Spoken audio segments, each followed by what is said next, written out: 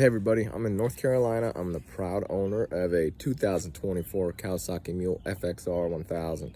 I want to go over some of the things that I like, some of the things that I don't like, do a little bit of a review in the 5 hours that I've used it, and do a little talk about the the dreaded recall that I did not get a recall paper.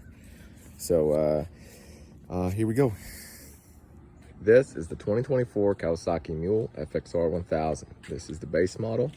The FXR only offers 2 trim levels. They offer the base model, which is this blue that you see here, and they offer the LE.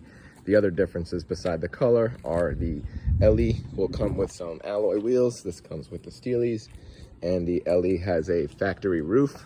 If you look, this one is actually a canvas roof, but the LE does come with the factory Kawasaki roof, and I think the LE has cup holders. Other than that, there's really no difference between the base model and the LE other than color and those things that I had mentioned. The things that I really love about this mule is the color. I mean, that's what won me over. I knew I can get a roof eventually, but the color is the only reason that I picked the base model over the LE. And then this one's going to be street legal, pretty soon here, so I'll be putting 14-inch wheels, 14-inch probably DOT tires, so the wheels didn't matter to me anyways. For specs and dimensions and all that stuff, you can you can get that from Kawasaki's website. I'm going to give you more of a consumer's perspective on it. I love the bench seating. I hate that it's not adjustable. Not a big deal. Pick your battles with that. One thing I don't like is you cannot lock the differential unless you're in 4-wheel drive. I'm sure that's a switcher, bypass, or something that'll come by later. But as of right now, when the machine is stock, you cannot lock your rear differential unless you're in 4-wheel drive. Park and brake works great. Bed capacity, I love the bed capacity. We have a little KFX50 in there that, just for fun, we'll throw into the back of this thing, and my 4-year-old will like it when we drive this his little quad around in the back of this bed. 1,000 pounds, all metal, really sturdy. I like that the wheel wells are all metal versus plastic. The bed comes up really easily when it's not latched. Got your trusty fire extinguisher there just in case. And you could pull 2,000 pounds with this thing. So if you want to pull a decent sized trailer around, you can do that pretty easily. Some of the things I don't like, I really don't like that you can't lock the differential unless you're in 4-wheel drive, but I'm sure we'll bypass that later. Aftermarket support is terrible on the Mule. This roof I was able to find for about 250 bucks. It's a canvas roof. The roofs for the FXR have been back ordered for about a year almost. I was finally able to get one ordered through Partzilla, and that should be here within the next couple weeks or so. And then on goes the glass windshield, which is also kind of difficult to find for these things. But that's going to go on, and then I can finish the street legal process. The reason that the FXT parts won't work on the FXR is the cage is shorter, and obviously the top of the roof is narrower. So because of that, you cannot put an FXT roof or an FXT windshield on the FXR without some modifications. So Kawasaki is what I'm going to do for all the parts for this thing. They gave me I hear there's a little $500 don't be mad at us gift card going around, but I just bought it now so that I can get this thing street legal already. Now let's talk about that recall. For those of you that got the recall letter, which I may or may not have. I don't check my mail. If it was that important, they could have sent it to me certified, if you know what I mean. But if you did get the Kawasaki recall letter, then Kawasaki gave you the $500, whatever. The recall is for an issue that these have during startup. It's from incomplete combustion. It causes a backfire, and because the intake is plastic and everything past the intake is plastic with the exception of the throttle body, it can actually come off, and that backfire can ignite, which causes a fire. Honestly, kudos to Kawasaki for doing the recall. They probably didn't have to, but they heard of a couple of units this happened to. They found a problem and they issued a voluntary recall versus, Polaris, which has to be told by, the as CPSC or whatever it is to to do the recall. I mean, look at Firestone as another example. They didn't do a recall until they were forced to by the federal government. So Kawasaki pretty much did the right thing.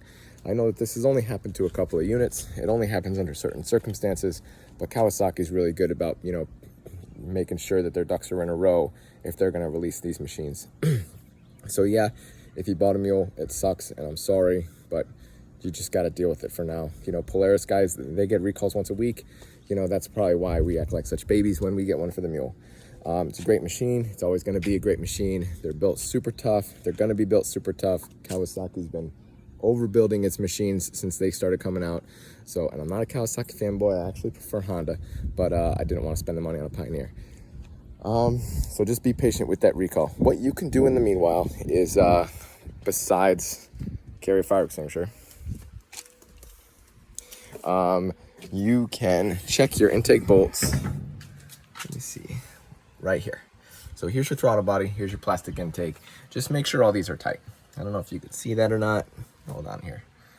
All right, so these bolts are the ones that you're gonna wanna make tight. These are hose clamps, 1, 2, and 3. Just make sure these are nice and tight so that if it does happen to backfire, the backfire will stay contained within the intake. Of course, it's a violent backfire. It could break the plastic, but you know, we'll see, who knows. The recall fix, I believe, is going to be an ECU reflash. I don't work for Kawasaki. I don't work for the, you know, any federal organization. I believe it's going to be a reflash and possibly something to strengthen up the intake so that in the event of a backfire, it doesn't cause a fire. I certainly understand why people would be upset when they spent, you know, 20, sometimes 20, 25, sometimes much higher than that for these machines, only to be told by Kawasaki that you can't use them. But you got to understand, this is a mechanical device. Mechanical failures happen, and Kawasaki is doing the right thing by fixing it, although it is frustrating. I don't think $500 means anything to anybody, especially for those that have a $500 payment. But the word through the grapevine, and by the grapevine I mean the forums, you know, there's dealer spies that will come onto the forums and kind of give us insider information. According to them, you know, they have a fix. It's waiting EPA approval, so you can thank the Alphabet Boys for the delay now, and then the fix will be applied and your warranty will be extended. And this is all coming from, you know, guys at dealerships that are giving us the information that Kawasaki doesn't want to broadcast for whatever reason. So all in all, I still think the 2024 FXR or FXT 1000 is a great buy. If you're not needing that long back seat or that long, super long bed, I love the FXR. I think it looks great. It's super fun, super sporty. The downsides, like I said, no aftermarket support. Very few FXT components actually fit on the FXR without significant modification, with the exception of like wheels, tires, and stuff. All that stuff's gonna fit, but cage and body wise, super different. You know, as far as anything else, you know, it's just like any other machine. It's gonna have issues. I don't think this is gonna affect any kind of a resale value, so don't try to get anything from Kawasaki based on that, just because the previous gen, the 16 or 14 to 20 mules, also had a recall, and I don't see them having any trouble selling at all. So you know, just be patient. If you're gonna use your mule, and if you didn't get a recall letter because it should have been sent certified, or you should have gotten a phone call like me, then carry a fire extinguisher with you, which you should carry a fire extinguisher in your side-by-side anyways. And then you definitely want to make sure that those bolts are tightened. I definitely want to thank all of the people on the forums that you know, offer this information to other people with no expectation on getting anything in return.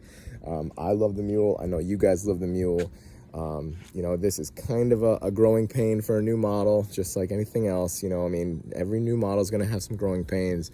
Let's just be a little bit thankful that Kawasaki's, you know, doing the right thing now versus waiting, you know, after you've had it for a year and your mule spontaneously combusts for no reason.